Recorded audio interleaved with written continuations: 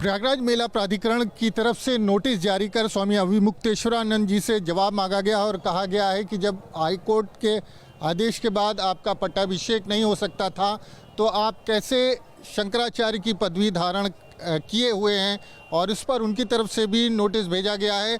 वहीं अब इसी विवाद के बहाने कई और पुराने विवाद खड़े हो रहे हैं। हमारे साथ प्रयागराज के कुछ संत समाज के लोग हैं, उनसे बात करेंगे। महाराज जी बताएं कि जिस तरह से नोटिस जारी की गई और कहा गया कि आप जो है शंकराचार्य की पदवी नहीं धारण कर सकते, क्या कहेंगे? ये तो बहुत विचित्र बात है कि मेले के 20 दिन बीत गए हैं और ये जो विवाद है वो सर्वोच्च न्यायालय का है, वहाँ निर्णय होगा।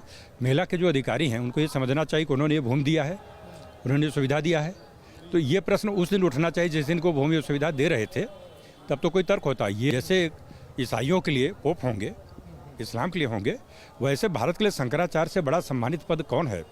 और ये पढ़े लिखे लोग इस तरीके का अविवेकी कार्य करके अपनी गलती को माने तो शंकराचार्य मान ही नहीं रहे हो, कह रहे हैं कि पट्टाभिषेक ही नहीं कर सकते। वो होते कौन है मानने न मानने वाले? इस देश की जनता तो मानती है ना। नहीं, आपका जो सवाल है, इस सवाल में इतना ही कहूँगा कि उन्होंने 1 पन्ने की नोटिस दिया था और हमने 8 पन्ने की नोटिस उनके यहाँ चस्पा करके आ गए हैं कल रात में। उन्होंने 12 बजे के रात हुटर बजाई थी यहाँ आकर, हमने 10:30 बजे ही उनके यहाँ पास चिपका दिया।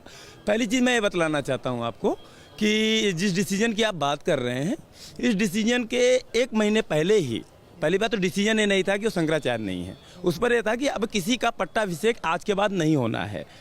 और चूंकि इनका पट्टाभिषेक 1 महीने पहले ही हो चुका था श्रृंगेरी और शारदा मठ के शंकराचार्य जी के द्वारा, तो एक तरह से जब पट्टाभिषेक हो चुका था, वो अपने कार्यभार में लग चुके थे, तो एक तरह से उनका शंकराचार्य के पद पे सुशोभित हो चुके थे।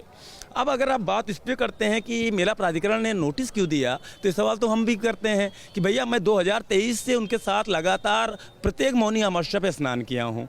तो आप पहली अगर बार मैं बताऊँ तो पहली बार मुझे अच्छे से याद है कि आदेश लिया था, मैं ही जाके लिया था 8:30 बजे रात को, और उसके पहले आदेश एक तरह से आ भी गया था कॉपी व्हाट्सएप पे, हम लोग जाके लिए थे। और अगले दिन हम लोग बाकायदे उनको मेले में एक ऐसी स्टील की वो बनी हुई थी जो चारों तरफ से घेरी थी, और उसमें आप पैदल चल के गए थे उस 2023 में। 2024 में हम लोगों ने डोलची से लेके गए थे, डोली से, और उस समय भी मौनी अमावस्या, क्योंकि आदरणीय पूज्य शंकराचार्य जी सिर्फ मौनी अमावस्या को ही स्नान करते हैं।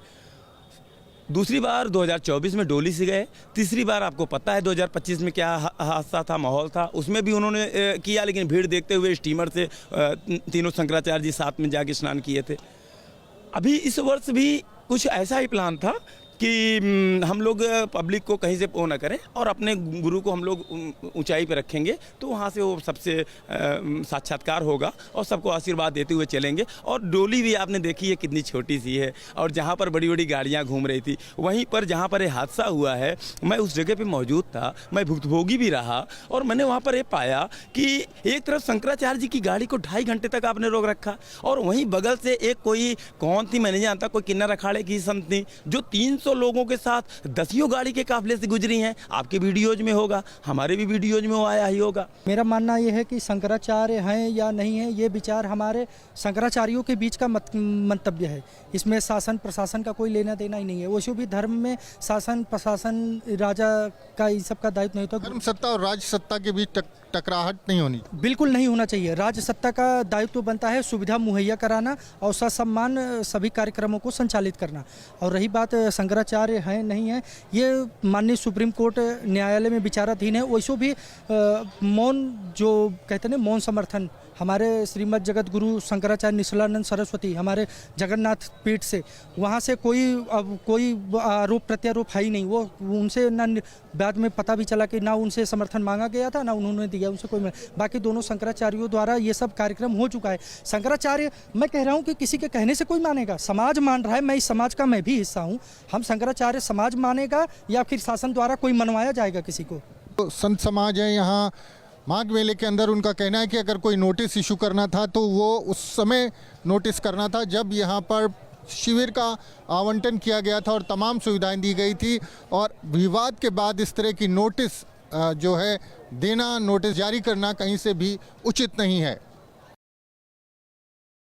आपके मोबाइल पर तुरंत आएगी ब्रेकिंग न्यूज, स्क्रीन पर सबसे पहले दिखेगी बड़ी खबर, देश दुनिया की हर खबर एक जगह। अब आपके मोबाइल पर तुरंत फटाफट इंस्टॉल कीजिए न्यूज़ नेशन ऐप और रखिए खुद को अपडेट।